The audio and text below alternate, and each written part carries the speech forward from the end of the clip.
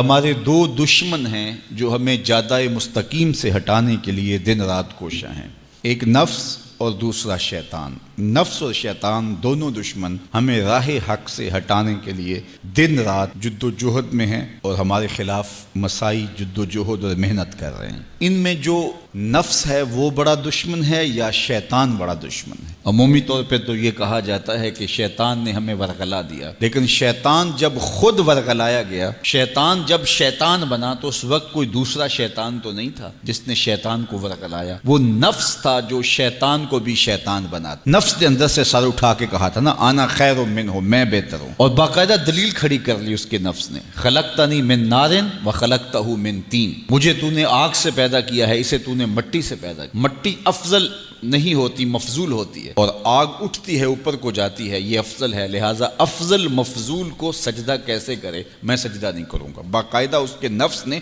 ایک دلیل تراشی۔ اللہ اگر چاہتا اس کی دلیل کے بخی و دھیڑ کے رکھ دیتا، لیکن اللہ تعالیٰ نے اس کی دلیل کا جواب دینے کی بجائے کہا جا میرے دربار سے نکل جا۔ اس نے کہا مالک مجھے مہلت دے دے، کہا جا قیامت تک تجھے مہلت۔ اللہ اکبر۔ تو اب شیطان کو شیطان بنانے والا نفس ہے جس نے اندر سے کھڑے ہو کے کہا انا خیر منہ، میں بہتر ہوں۔ اس میں نے شیطان کا بیڑا غرق کر، انانیت اسے کہتے ہیں، انا خیر منہ، اس سے انانیت ہے، میں بہتر ہوں۔ ایک بزرگ تھے، انہوں نے ساری زندگی اپنی زبان پہ لفظ میں نہیں آنے دیا۔ وہ فرماتے تھے یہ وہ لفظ ہے جس نے شیطان کا بیڑا غرق۔ تو وہ اس مفہوم کو ادا بھی کرنا چاہتے تو بالفاظ دیگر کر۔ کسی نے سنا کہ فلاں شخص ہے، اس کی زبان پہ کبھی میں کا لفظ نہیں آیا، تو اس نے کہا لو اس کی زبان پہ یہ لفظ کیوں نہیں آیا؟ میں جاتا ہوں اور ان کی زبان پہ یہ لفظ آئے ہی آئے۔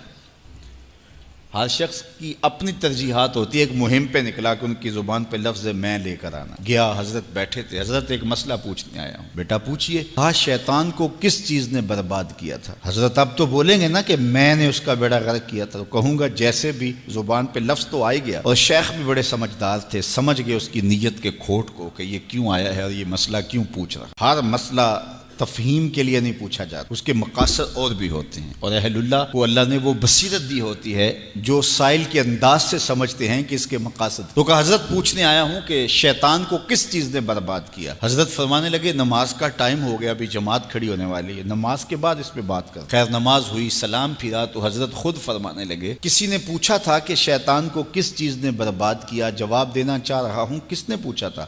جھٹ کھڑا ہو گیا میں نے۔ کہا بس اسی نے اس کا بیڑا غرق کر دیا۔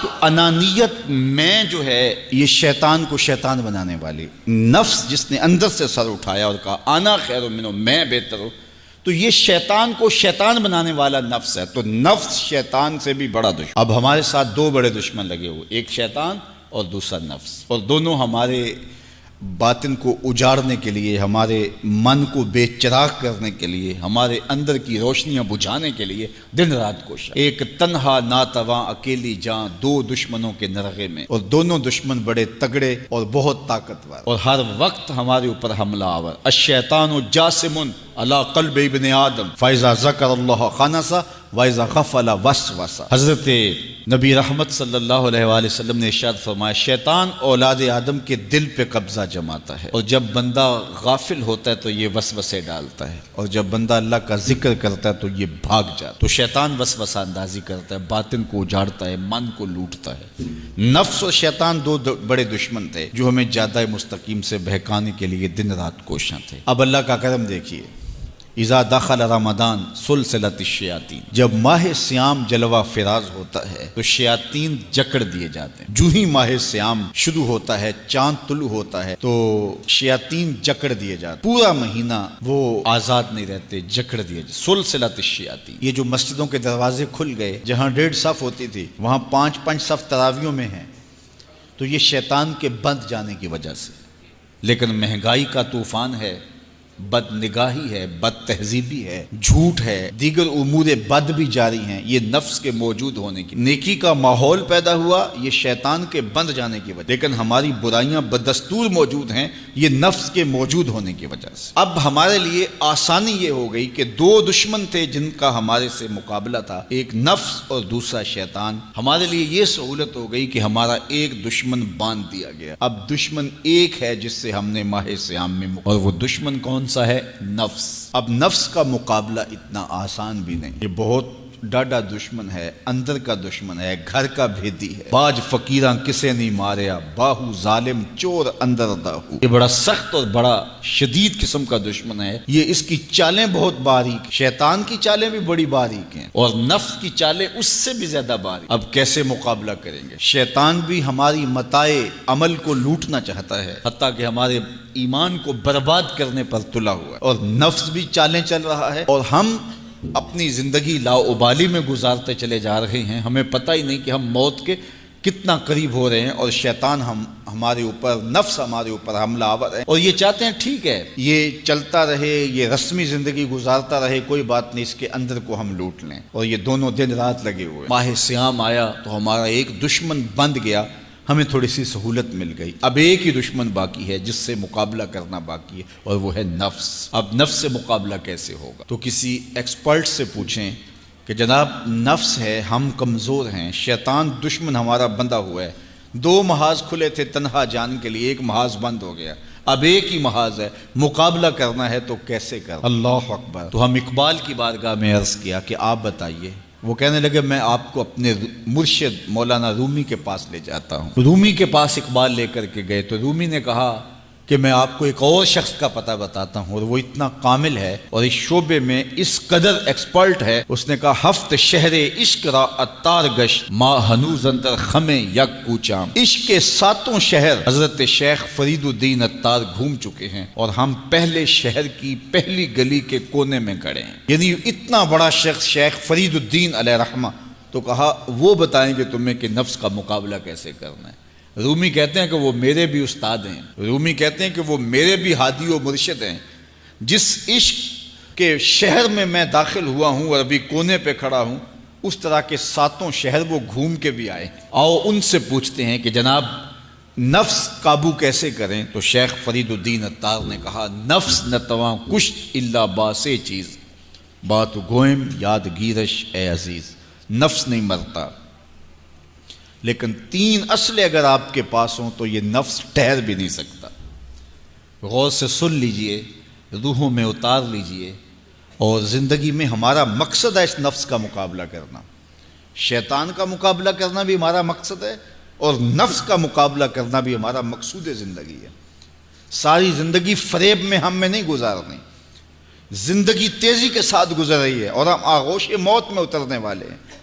تو یہ ڈاڈے دشمن ہماری متاع عمل لوٹ رہے ہیں، ہمارے کیے ہوئے عمل کو عجب سے، تکبر سے، ریاکاری سے برباد کر دیتے ہیں۔ ہمیں پہلے عمل کی طرف جانے نہیں دیتے، پھر عمل کے اندر وسوسے ڈالتے ہیں، پھر عمل ہو جائے تو اس کو پھر برباد کرنے کی کوشش کرتے ہیں۔ کتنے ڈاڈے دشمن ہیں جن کے نرغے میں ہم پھنسے ہوئے ہیں۔ تو پھر ہمیں کوئی بندہ مل گیا ہے جو بتا رہا ہے کہ جناب اس کا مقابلہ ایسے کریں گے، تو پھر آج کی سن لیں ہم اور غور کر لیں اور اپنے اندر اتریں۔ تو شیخ فرید الدین اتار ہمیں بتا رہے ہیں، تو سنیے وہ کیا کہہ رہے ہیں۔ نفس نتواں کشت الا باسے چیز، نفس نہیں مرتا، یہ بڑا ڈاڈا ہے، لیکن 3 اسلحے اگر آپ کے پاس ہوں تو یہ ٹھہر بھی نہیں سکتا۔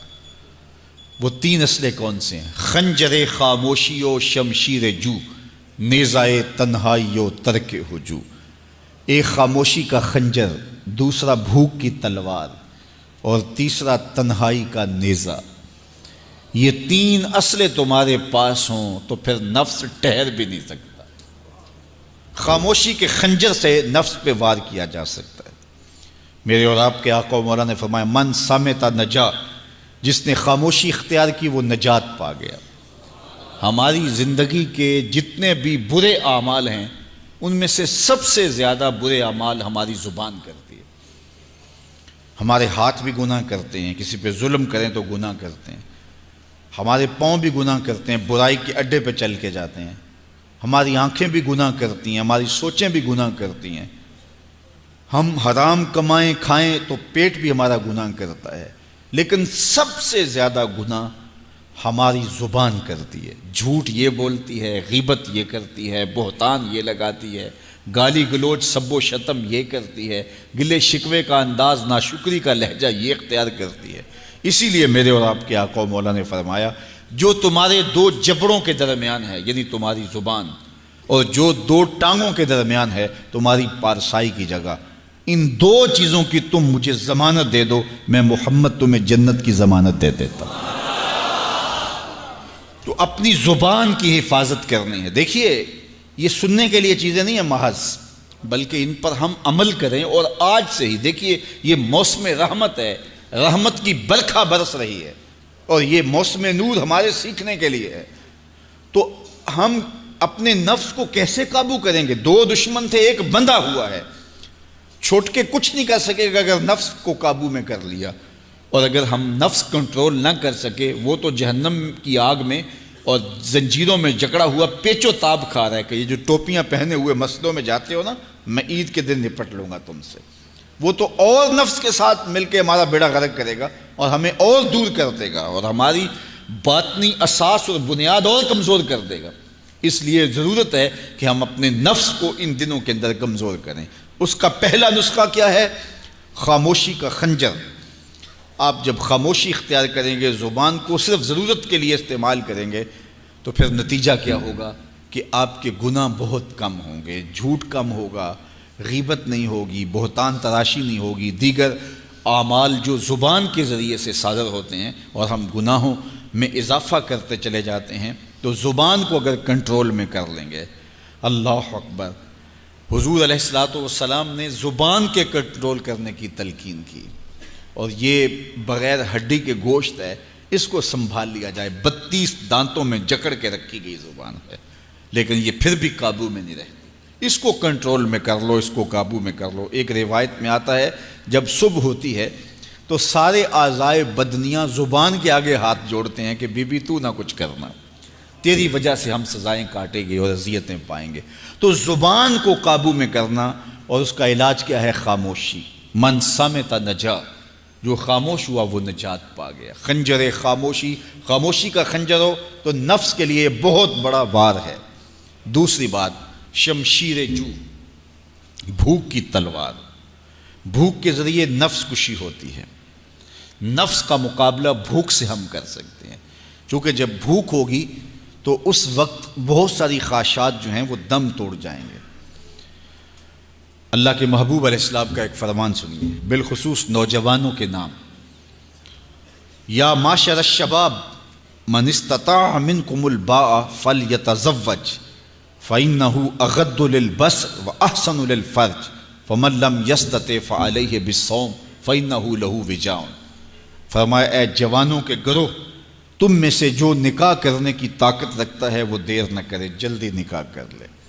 کیوں کہ نکاح نگاہ اور پارسائی کی جگہ کا محافظ ہے، تمہاری نظر کو بھی محفوظ کرے گا اور تمہاری پارسائی، تمہاری عصمت کے جوہر کو بھی محفوظ کرے گا۔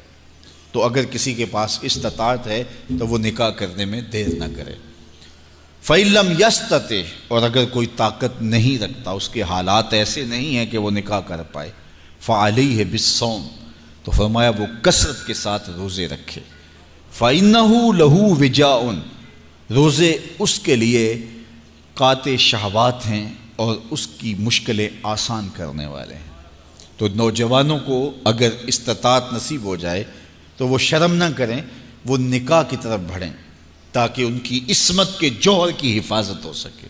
لیکن کسی وجہ سے نکاح میں تاخیر ہے تو پھر وہ کثرت کے ساتھ روزے رکھیں۔ روزوں کی کثرت گناہ سے، شہوات سے، برائی سے، گناہوں سے انسان کو بچاتی ہے۔ تو کثرت کے ساتھ روزے رکھے جائیں۔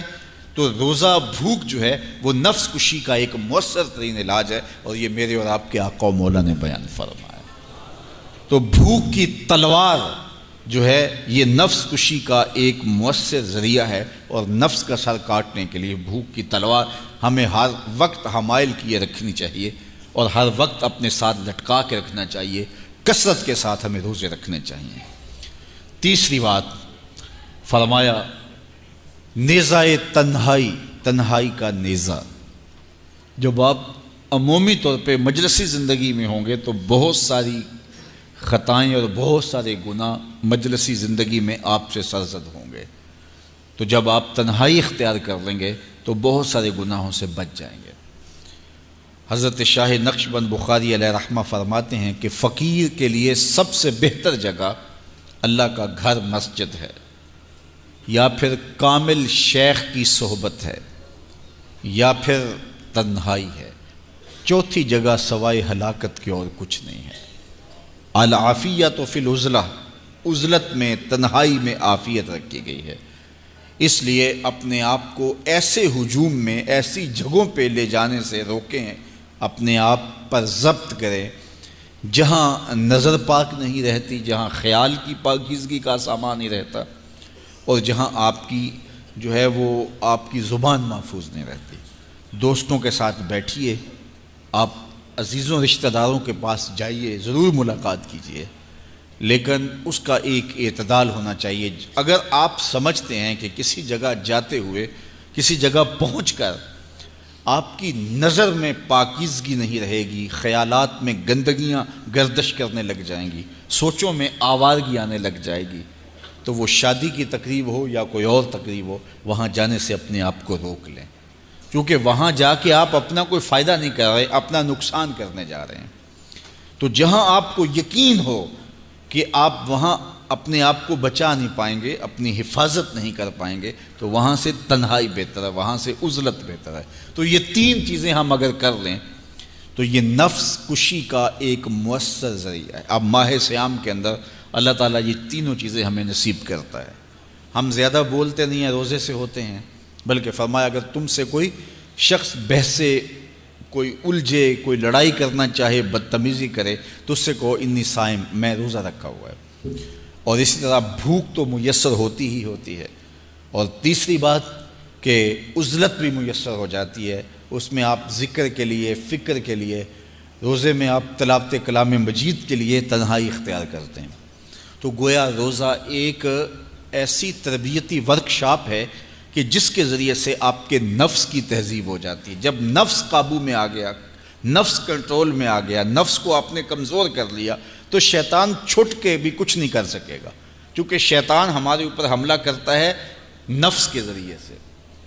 باہر کا دشمن ہے اور نفس اندر کا دشمن ہے۔ ہمارے دیہاتوں میں چوری ہو جائے نا تو بوڑھے بزرگ مل کے بیٹھ جاتے ہیں کہ بتاؤ چوری کیسے ہوئی، تو ایک نقطے پہ سارے متفق ہوتے ہیں، اور وہ نقطہ یہ ہوتا ہے کہ کوئی اندر کا بھیدی ضرور ہے۔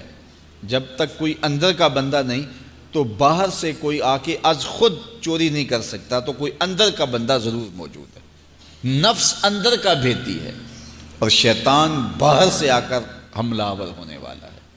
اس لیے شیطان کو اندر آنے کا موقع نفس دیتا ہے۔ نفس کو ہی کمزور کر لیجئے، وہ آپ کا ساتھی بن جائے، نفس امارہ، نفس مطمئنہ بن جائے، اور وہ نفس جو برائی کا حکم دیتا ہے وہ نفس امارہ کہلاتا ہے۔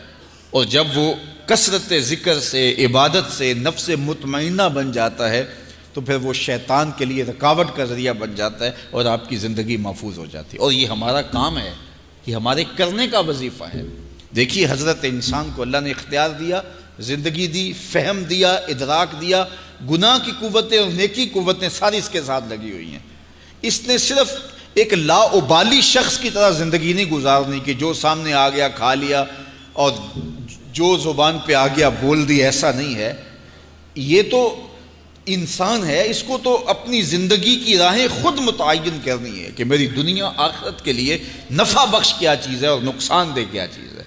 انا ہدیناہ السبیل اما شاکرا و اما کفورا، کہ ہم نے اس کو دونوں راہیں دکھا دی، وہدیناہ النجدین، اس کو پتہ ہے یہ اچھائی ہے یہ برائی ہے، اس نے اس سے اجالنا ہے اپنے اندر کو اور اپنے باطن کو سنوارنا ہے۔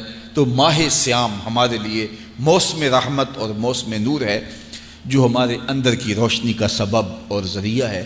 تو آئیے یہ موسم اللہ نے ہمیں نصیب کیا، قرآن مجید کی کثرت سے تلاوت کریں، نفس کمزور ہوگا، تنہائی اختیار کریں، نفس کمزور ہوگا، اپنی زبان پہ قابو کر لیں، نفس کمزور ہوگا، بھوک تو ہم روزے کی وجہ سے کاٹتے ہی کاٹتے، نفس کمزور ہوگا۔ اب شیطان چھٹ کر بھی عید کے دن ہمارا کچھ بگاڑ نہیں سکے گا اگر ہم نے اپنے نفس پہ قابو پا لیا، اور اگر نفس پہ قابو نہ پا سکے تو شیطان تو پھر پیچ و تاب کھا رہا ہے، اور وہ ہمارے اوپر پھر اور زور و شور کے ساتھ حملہ ہوگا اور ہماری متاع عمل کو لوٹ لے گا۔ تو پھر کیا فائدہ ہوا کہ سارے مہینے کی محنت کی، عید کے دن، عید سے 4-5 دن بعد ہم نے لٹا دی، تو فائدہ کیا ہوا؟ اللہ نے اس عورت کی مثال بیان کی ہے قرآن میں جس کا توازن ذہنی ٹھیک نہیں تھا، اور وہ سارا دن سوت کاٹتی رہتی تھی اور شام کو اپنے ہاتھوں سے توڑ دیتی تھی۔ تو کہا کہیں ایسا نہ کرنا کہ تم بھی اس عورت کی طرح ہو جاؤ کہ اپنے ہاتھ سے کاتا ہوا سوت اپنے ہاتھوں سے ہی توڑ دو۔ پورا مہینہ بھوک کاٹی، پیاس کاٹی، تکلیفیں گوارا کیں، اور شام کو جو ہے وہ اپنے ہاتھ سے وہ سوت کاٹنے والی خاتون سوت توڑ دیتی ہے۔ تو کہیں ہم بھی ایسے نہ ہو جائیں کہ مہینے کی محنت ہر سال عید یا عید کے چند دن بعد برباد کر لیں، پھر اگلے سال مہینے کی محنت کریں، پھر عید کو برباد کر دیں، تو کیا فائدہ ہوا؟ تو ہم نے جو نعمت سمیٹی ہے، جو چیز دی ہے، جو چیز حاصل کیا، اس کو جذب کر لیں روح کے اندر، اس کو اپنے من کے اندر اتار لیں۔ اہل ایمان کو ایک دعا تلقین کی گئی ہے، وہ کیا دعا کرتے ہیں؟ ربنا لا تزغ قلوبنا بعد اذ ہدیتنا، اے اللہ ہدایت کے بعد ہمارے دل کو پھر دوبارہ ٹیڑھا نہ کر دینا۔ اگر ہدایت دی ہے تو وہ نصیب ہی رہے، وہ من میں جذب ہو جائے، وہ روح میں اتر جائے۔ تو میں اور آپ اپنی زندگی کو اللہ اور اس کے رسول کے نام پہ لگایا ہے، تو پھر اپنی ساری زندگی کو اللہ اور اس کے رسول کے نام پہ لگا دیں۔